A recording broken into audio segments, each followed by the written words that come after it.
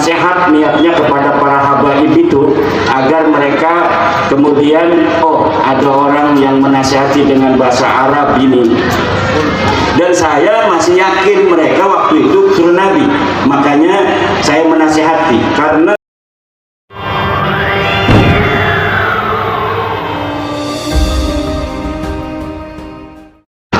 makanya para ibu, para bapak hadirin ma'asyiral muslimin rahimakumullah.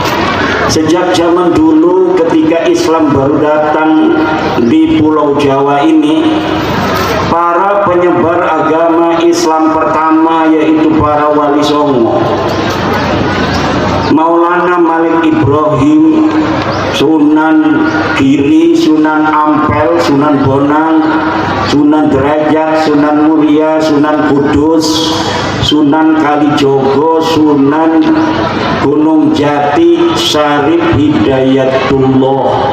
Itu walaupun mereka adalah min dzurriyyati Rasulillah sallallahu alaihi wa alihi wasallam, kepada anak keturunannya tidaklah mendoktrin sejak kecil bahwa mereka keturunan daripada Rasulullah. Bahkan saya tidak tahu daerah lain, kalau di daerah Banten, Sultan Banten, anaknya sejak kecil baru lahir cerot itu sudah ditaruh di para kiai. Dia sejak kecil tidak tahu kalau dia anaknya sultan, dirahasiakan. Orang temen-temennya aja nggak ada yang tahu. Orang kampung yang ada di tempatnya kiai itu juga tidak tahu. Secara rahasia dititipkan pada kiai, kemudian dididik sejak orok dengan didikan kesatria, didikan sederhana.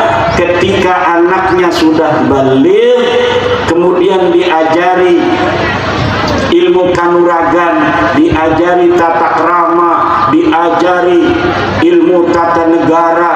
Ketika sudah siap dia untuk memimpin, baik jadi penerus ayahnya maupun jadi perwira-perwira di keraton, baru dikatakan engkau anak sultan. Maka ketika dia di keraton, dia sudah biasa hidup penuh kesederhanaan, dia hidup penuh ketawaduan. Akhirnya dia mempunyai sensitivitas tinggi kepada masyarakat. Dulu cerita orang-orang tua, kalau ada anak sultan di Banten, itu dia buang airnya setiap hari, buang air itu nggak dianggap. Kenapa? Berarti dia makan kayak orang biasa. Makanya lihat foto Sultan Ageng Tirtayasa, kurus kering, foto yang dilukis oleh Belanda, itu tubuhnya kurus kering, nggak kayak saya yang gemuk begini. Kenapa? Karena memang semakin dia ini akan dijadikan putra mahkota, maka semakin paling getol riadohnya. Akan dilihat oleh ayahnya siapa anak-anaknya yang akan menjadi penggantinya. Walaupun secara tradisi yang akan dijadikan sebagai pengganti sultan adalah anak pertama, tetapi sejak kecil diomong siapa yang jaga riadah maka dia yang akan menjadi sultan. Akhirnya semua anak-anak sultan jaga riadah. Ruwiya anna Sultan Maulana Yusuf itu ke kamar mandinya fi kulli 15 yauman, setiap 15 hari. Saking sedikitnya dia minum, saking sedikitnya dia makan. Sampai itu terjadi Sultan Tirtayasa. Dari Sultan Tirtayasa ke bawah, tradisi itu sudah hilang. Makanya para hadirin hadirat kaum muslimin rahimakumullah, para kiai-kiai keturunan Wali Songo meneruskan meneruskan tradisi itu. Walaupun dia punya pondok, banyak santri yang mondok di tempatnya, anaknya ya dibuang. Karena mondok itu bukan hanya soal mencari ilmu, tapi soal menjauhkan anak kita dari kasih sayang ayah dan ibu.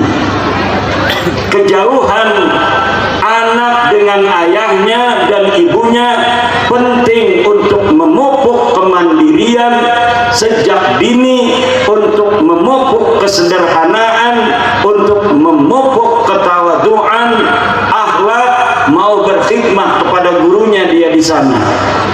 Semakin dia itu dipondokin tanpa dititipin oleh ayahnya yang juga kiai, maka semakin dia tidak dikenal, maka itu semakin bagus. Jadi kalau kita kiai mondokin anak di pesantren, kita pura-pura nggak tahu aja anak kita siapa. Pokoknya anak saya di sini kiai. Anak saya di sini kiai. Agar apa? Agar anak kita tidak mendapat keistimewaan. Nanti kalau guru anak kitanya tahu mana anak kita, nanti dicari-cari. Nanti akan diistimewakan karena putra temannya dan lain sebagainya. Dulu demikianlah cara orang-orang tua kita di dalam cara taktik memondokkan anaknya agar anaknya sama seperti santri-santri lainnya. Dan inilah ajaran Wali Songo, ajaran kesetaraan, ajaran yang berdasarkan apa yang dikatakan Allah di dalam Al-Quran, inna akramakum indallahi atqakum. Sesungguhnya orang yang paling mulia di sisi Allah adalah orang yang paling bertakwa. Ada orang yang mengatakan orang yang paling mulia adalah orang yang bernasab kepada Rasulullah. Betul? Ada nggak itu orang suka ngaku-ngaku cucu Rasulullah? Ada nggak? Jawab yang tegas. Ngaku-ngaku cucu Rasulullah sejak anaknya bayi bisa ngomong, anaknya itu sudah diperkenalkan dengan doktrin-doktrin bahwa kamu adalah cucunya Rasul, kamu lebih tinggi derajatnya daripada kiai-kiai.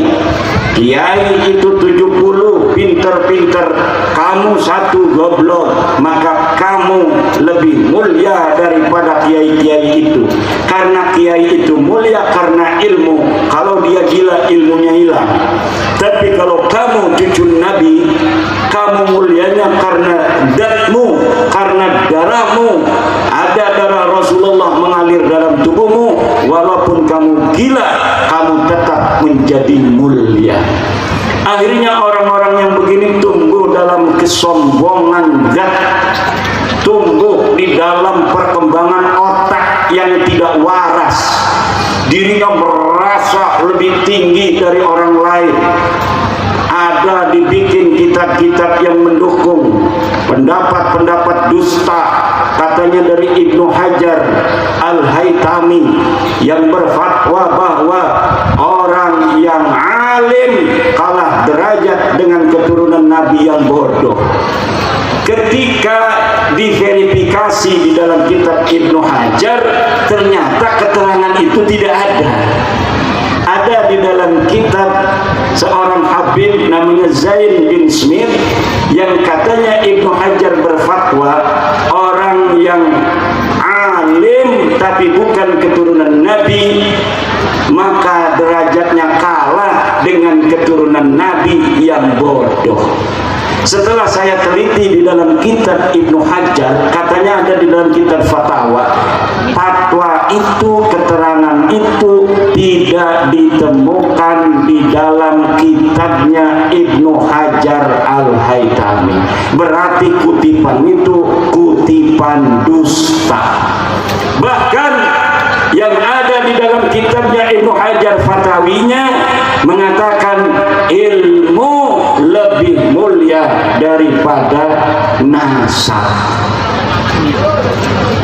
Kemudian diverifikasi di dalam kitab-kitab ulama Ahlussunnah wal Jamaah seperti Al-Bajuri, Syekh Nawawi At-Tanara Al-Bantani, Syekh Nawawi dalam Maraqil Ubudiyah, sama dengan ulama-ulama lainnya, bahwa orang alim walaupun dia bukan turunan Nabi, di sini ada orang turun Nabi yang bodoh, maka orang alim yang anak tukang kangkung ini lebih mulia 60 derajat daripada keturunan Nabi yang bodoh.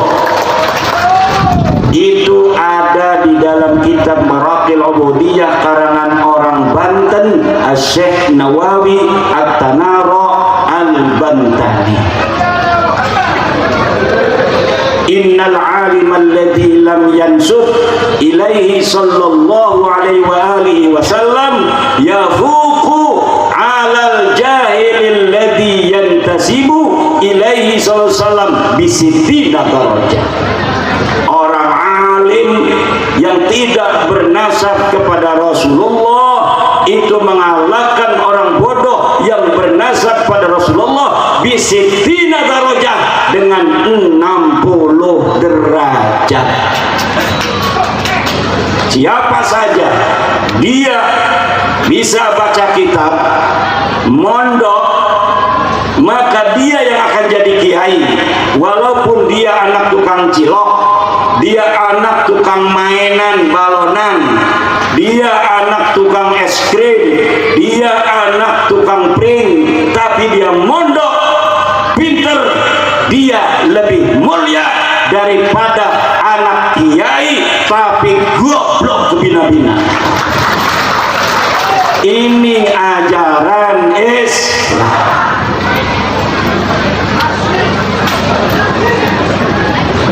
Pakai shot.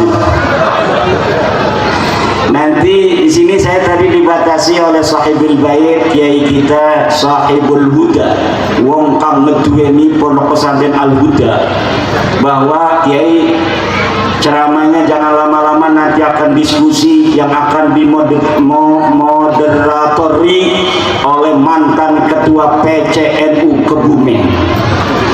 Oleh karena itu nanti kita akan bahas tentang nasab para kabib Balawi. Bu, tahu gak kabib? Kabib tahu? Kabib itu orang yang ngaku sebagai cucunya Nabi. Saya sudah teliti, Bu, mereka bukan keturunan Nabi bil marrah, sama sekali. Mereka bukan keturunan Nabi min haitsu kutubun nasab, min haitsu kutubut tawarikh, wa min haitsu tes DNA. Kopi jadi ini. Mereka bukanlah keturunan baginda Nabi. Bagaimana nanti kisahnya? Nanti akan kita teruskan di dalam forum diskusi. Bagi ibu-ibu yang ada kerjaan di rumah, nggak apa-apa, boleh pulang nanti setelah doa. Kalau yang mau dapat barokah, ya semakin lama duduknya semakin banyak barokahnya. Demikian sementara saya akhiri, wallahu huwal muwaffiqu ila aqwami thariqin. Wassalamu alaikum warahmatullahi wabarakatuh.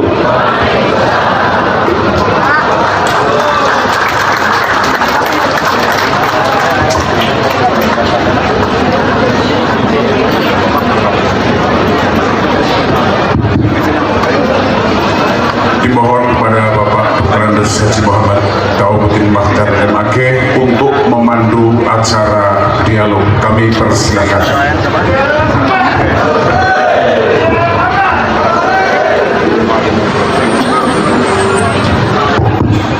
Assalamualaikum warahmatullahi wabarakatuh. Bismillah, alhamdulillah, salatu wassalamu ala sayyidina Muhammad Rasulillah wa ala alihi wa sahbihi wa mawalah ma'badu. Hadrat al-kiram, para alim ulama, para bapak kiai al-akhwas. Di sebelah kiri saya Al-Mukarram Bapak Kiai Haji Imaduddin Usman Al-Bantani. Wis kenal burung Bu? Kenal dereng? Niki insya Allah tunggal buyut kalian Bapak Wakil Presiden Republik Indonesia. Tepuk tangan untuk beliau. Dame kulo namine Muhammad Jawamuddin. Mek kali Pak Prabowo kali Pak Jokowi kulo niku pernah rakyatipun.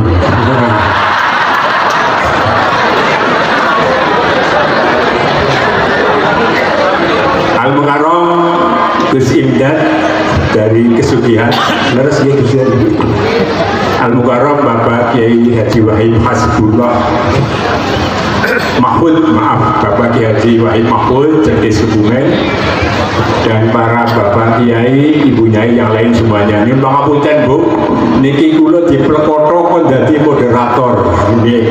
Mi wong nyong tamu nggih nderek mawon. Napa malih sing dawuh niku Romo Kiai Wahid Cerdas. Niki sebelah kula niki asmanipun Bapak Kiai Imaduddin. Sing teng medsos kuwi wis ramene luar biasa. Ibu-ibu pada nyekel Android apa ora? Intinya ngaten Bu, nggih. Niki rame tengaring pembahasan teng HP, aja ngomong Android ngomong. Antara pendapat yang mengatakan para habib di Indonesia yang secara vertikal bersambung dengan Ubaidillah itu dinyatakan tidak terkonfirmasi, alias secara mas Canoa Bu, kira-kira kayak gue. Tapi Indonesia tetap ada yang namanya zuriyah Nabi, tetap ada. Cuma yang mana yang asli, mana yang Canoa, dan nanti sedikit Pak Kiai diberi penjelasan. Ben nggak usah lama-lama, wis sore aja, sudah sore. Ini kalau nyebut ibu, ampun kesalahan kotor gih, rumokaken.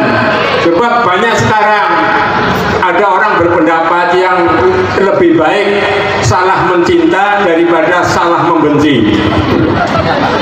Nah, termasuk saya ini, niki manjang bahasa apa ya? Manjang connect dengan pembahasan Habib ketika tahun 2003 saya pergi haji bareng dengan Romo Wahid di WA nang kamar, anak pembahasan bab Habib. Suwe-suwe manjang nyokot, suwe-suwe cocok, alias kula secara pribadi setuju dengan pendapat yang mengatakan bahwa Habib jalur keturunan Ubaidillah itu terputus, tidak tersambung sampai Nabi Muhammad SAW. Sebelum ada pendapat yang baru yang bisa mengalahkan pendapatnya Bapak Kiai Iman. Monggo kami serahkan Kiai, mungkin nggak lama-lama, cukup 10 menit maksimal ya, untuk membedakan mana yang asli, mana yang KW. Kami persilakan. Monggo. Siap, Kiai Dawab. Assalamualaikum warahmatullahi wabarakatuh. Alhamdulillah, salatan wa salaman ala rasulillah, amma ba'du. Bahwa di Indonesia sejak tahun 1832 ada orang-orang dari Yaman datang, marga As-Segaf Al-Habsyi Al-Idrus bin Syihab bin Yahya bin Smith, itu seperti leluhurnya Habib Rizik, Habib Bahar, Habib Topik Segaf, Habib Lutfi bin Yahya. Mereka leluhurnya datang ke Indonesia mengaku sebagai keturunan Nabi besar Muhammad sallallahu alaihi wasallam. Kiai-kiai kita dulu husnudzon karena pada waktu itu jumlah mereka tidak terlalu banyak dan yang ada itu akhlaknya masih bagus-bagus. Ama kiai itu luar biasa cium tangannya, luar biasa menghormatinya.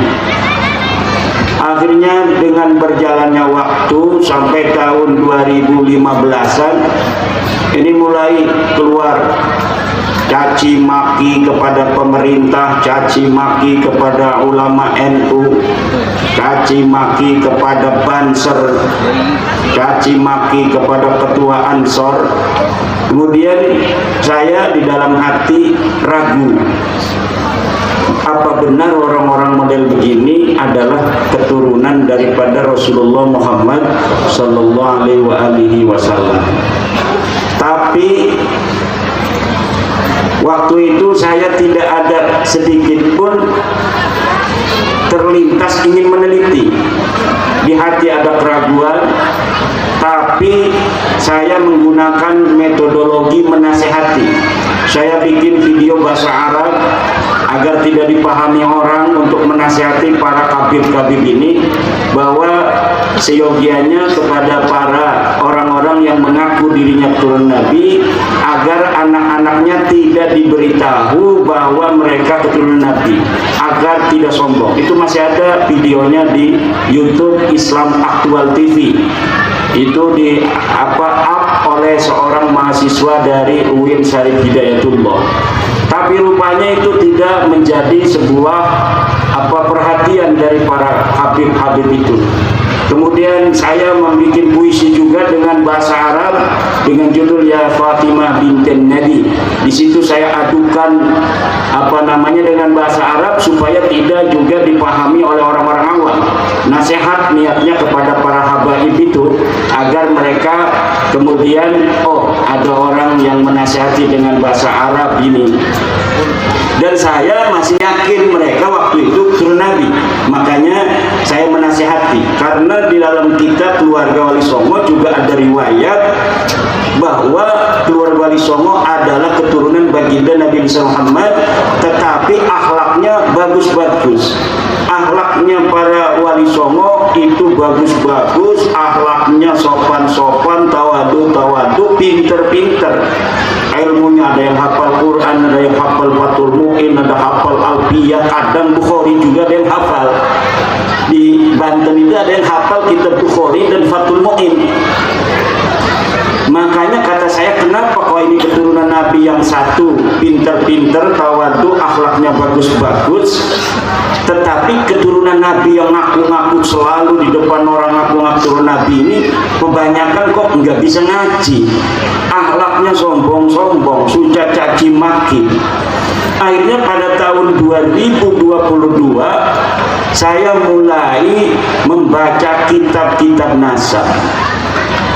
Ketika melihat di dalam sebuah persidangan Bahar Smith itu menghina ulama, yang jadi saksi memberatkan dia, menanyakan Nabi Muhammad itu kakek saya apa kakek kamu, itu saya mulai mengkristal, ingin meneliti benar nggak sih orang-orang ini turunan Nabi. Akhirnya saya kumpulkan, saya gunakan metodologi ilmu sejarah dalam meneliti sebuah peristiwa sejarah, yaitu menggunakan teori heuristik, kemudian kritisasi sumber, kemudian interpretasi dan historiografi. Dari heuristik itu saya kumpulkan kitab-kitab yang bicara tentang nasab-nasab keturunan Nabi Muhammad SAW, dari mulai abad ke-4, ke-5, ke-6, ke-7, ke-8, ke-9 sampai abad ke-14 Syamsuddaulah. Kemudian saya urutkan susunan Bahlawi ini, yang saya jadikan sampel adalah silsilahnya Rizik Syihab dan Bahar Smith. Kemudian yang satu ini kurang bagus, ini yang saya urut. Kemudian kita cari tahunnya masing-masing wafatnya, kemudian kita selaraskan dengan kitab-kitab yang ada pada masanya masing-masing. Karena kitab-kitab nasab keturunan Nabi itu sudah ada, setiap abad itu ada kitabnya, sesuai tidak pengakuan mereka yang katanya mereka itu adalah keturunan dari Alwi bin Ubaid bin Ahmad bin Isa bin Muhammad An-Naqib bin Ja'far Ali Al-Uraidi bin Ja'far Shadiq Ali Muhammad Al-Baqir bin Ali Zainal Abidin bin Husain bin Fatimah bin Nabi Muhammad sallallahu alaihi wasallam. Itu saya urutkan. Ternyata dari Nabi Muhammad ke bawah punya anak Fatimah, sahih. Fatimah punya anak Husain, sahih. Husain punya anak Ali Zainal Abidin, sahih. Ali Zainal Abidin punya anak Muhammad Al-Baqir, sahih. Punya anak namanya Ja'far Shadiq, sahih. Ja'far Shadiq punya anak Ali Al-Uraidi, sahih. Ali Uraidi punya anak namanya Muhammad An-Naqib, sahih. Muhammad An-Naqib punya anak namanya Isa, sahih. Isa punya anak Ahmad, sahih. Ahmad punya anak Ubaid. Ini mentok. Ahmad bin Isa itu wafatnya 345. Berarti kita cari kitab yang ada di abad keempat. Ada kitab Sirri Silsilatil Alawiyah. Di abad keempat, Alawi bin Ubaid ini wafatnya 383, punya anak namanya Alwi, wafatnya 400 Hijriah. Saya cari kitab-kitab yang ada di abad kelima, yaitu saya temukan 3 kitab. Pertama adalah Tahdhibul Ansab karya Al-Ubaidili, yang kedua Al-Majdi karya Al-Umari, ketiga adalah Muntaqilatul Talibiyah karya Ibnu Toba. 3 kitab ini tidak mencatat leluhur para kabib-kabib di Indonesia. Ini yang bernama Ubaid sebagai keturunan Nabi Muhammad, tidak dicatat. Tidak ada kitab-kitab di abad kelima yang mencatat Ubaid sebagai anaknya Ahmad bin Isa. Ahmad bin Isa ini sahih sebagai keturunan Nabi berdasarkan kitab-kitab nasab yang ada pada saat itu, tetapi tidak mengatakan dia punya anak bernama Ubaid atau Ubaidillah atau Abdullah. Akhirnya di dalam kitab abad ke-6 saya cari, mungkin saja di abad ke-6 masih ada yang masih dekat, hanya berjarak 100 tahun. Tapi di kitab abad ke-6 disebutkan namanya kitab As-Syajarah Al-Mubarakah karangan Imam Al-Fakhrur Razi, orang Roy di Iran. Sedangkan Ahmad bin Isa ini anak-anaknya ada di Roy, Iran. Imam Fakhrur Razi yang hidup di Iran, di Roy, itu bertetangga dengan anaknya Ahmad bin Isa, dari jalur Muhammad bin Ahmad bin Isa. Nanya-nanya, berapa anaknya kakek kamu Ahmad bin Isa? 3. Pertama Muhammad, Ali, Husain. Tidak ada anak bernama Ubaidillah, tidak punya cucu namanya Alwi. Abad ke-6 rungkat, laka sing nyatet dheweke turun Nabi. Abad ke-7 ditemukan kitab Al-Fahri. Apakah betul itu keluarga Kabib itu ditulis di abad ke-7 yang namanya Alwi? Alwi punya anak namanya Muhammad, Muhammad punya anak namanya Alwi lagi. Kan mereka ada di abad ke-6. Apakah ditulis sebagai turun Nabi? Tidak. Abad ke-6 kitab Al-Fahri, kitab As-Syajarah Mubarakah. Kemudian abad ke-7 kitab Al-Fahri, abad ke-8 kitab Al-Asili. Tidak ada satu pun yang mencatat keluarga Kabib ini, keturunannya ke atas, leluhurnya itu sebagai keturunan Nabi. Teaya alias orang-orang. Abad ke-7 ke-8 rungkan. Abad 9 Ibnu Inabah mengarang kitab Umdatul Talib Al-Kubra. Di dalam kitab itu mencatat nama Ahmad bin Isa dan anaknya. Tidak ada nama Ubaid dicatat sebagai anak Ahmad. Tidak ada Ubaid, Alwi, Muhammad, Sahib Mirbat, Faqih Muqaddam dicatat pada abad ke-9 sebagai keturunan baginda Nabi.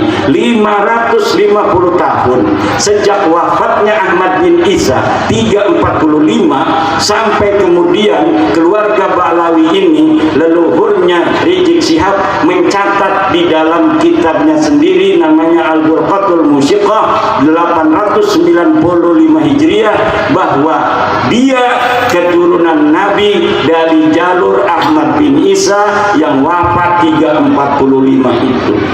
Jadi ada kekosongan riwayat, kekosongan dalil selama 550 tahun. Tidak dicatat, tidak dikenal Ubaid ini sebagai anaknya Ahmad bin Isa 550 tahun. Setelah 550 tahun baru mereka mencatat nama diri mereka sebagai keturunan Nabi. Nah, Kiai Dawam sekarang ini nyatet anak saya 3 ceret tahun 2024. Kemudian anaknya Ki Dawam mencatat dia anaknya Ki Dawam punya anak 3, nyatet lagi. Terus cucu-cucunya Ki Dawam sampai 550 tahun anaknya cuma 3, Dadan, Didin, Dudun. 3 misalnya anaknya.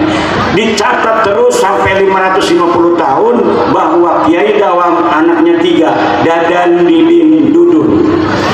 Pas 550 tahun yang akan datang, tahun 2524, ada orang yang nyangkol bahwa Kiai Dawam punya anaknya 4, Dadan, Didin, Dudun tambah 1 Dodon. Nah iki kira-kira adanya Dodon yang diaku oleh anaknya Dodon, keturunannya si Dodon yang ada 500 tahun lagi, bahwa saya juga keturunan dari Kiai Dawam. Dulunya Kiai Dawam ini adalah ketua PCNU Kabupaten Kebumen, pengen punya keturunan leluhur yang ketua PCNU. Dia nyangkol sama namanya Kiai Dawam yang katanya punya anaknya 4, padahal di kitab-kitab lainnya keturunan Kiai Dawam nulisnya selama 550 tahun setiap generasi anak butuh buyut jangka waris repok balu gantung siwur, itu semuanya nyatet anaknya Kiai Dawam cuma 3, Dadan, Didin, Dodon. Tidak ada anaknya bernama Dadan, Didin, Dudun, tidak ada anaknya bernama Dodon. Maka adanya Dodon ini palsu apa asli? Asli apa palsu? Kalau tidak ada nama Ubaid disebutkan sebagai anaknya Ahmad selama 550 tahun, leluhur Habib ini namanya Ubaidillah, punya anak namanya Alwi. Nah, maka disebut Ba'alawi karena anaknya Alwi bin Ubaid. Ubaid ini katanya anaknya Ahmad bin Isa, sementara kitab nasab mengatakan anaknya Ahmad bin Isa cuma 3, Muhammad Ali Husain, tidak ada anaknya namanya Ubaid. Lalu 550 tahun muncul nama Ubaid. Kira-kira menurut ibu otaknya waras, iki anak palsu apa anak asli? Asli apa palsu? Ya makanan beres kuis. Berarti kemudian keturunannya mengaku-ngaku keturunan Ahmad bin Isa, diterima apa ditolak? Tolak apa terima? Karena Ahmad bin Isanya ini adalah keturunan Nabi, ketika dia tidak terverifikasi sebagai keturunan Ahmad bin Isa, berarti dia tidak terverifikasi sebagai keturunan baginda Nabi besar Muhammad sallallahu alaihi wasallam. Maka disimpulkan oleh saya bahwa kabib-kabib yang ada di Indonesia ini semuanya, baik bin Syihab, Ba'lawi bin Al-Idrus, bin Yahya, bin Semit, As-Segaf, semuanya bukan keturunan baginda Nabi besar Muhammad sallallahu alaihi wasallam. Kemudian Pak, Bu, ada seorang doktor dari Badan Riset dan Inovasi Nasional mendukung kajian ilmiah saya itu. Benar Kiai katanya itu, mereka bukan turun Nabi. Kenapa? Karena mereka sudah tes DNA. Keluarga mereka di Yaman sudah tes DNA 180 orang dan terverifikasi hasil tes DNA mereka menyatakan mereka bukan keturunan Nabi. Keturunan Nabi haplogrupnya J1, mereka haplogrupnya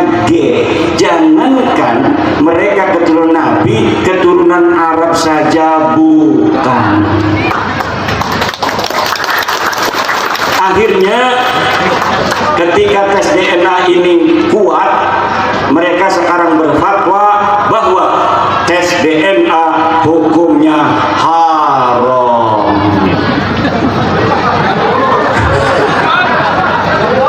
Karena apa? Kalau tidak haram nanti takut dites DNA. Dan ini dapat dipertanggungjawabkan secara ilmiah. Demikian, sementara saya kembalikan kepada sang moderator.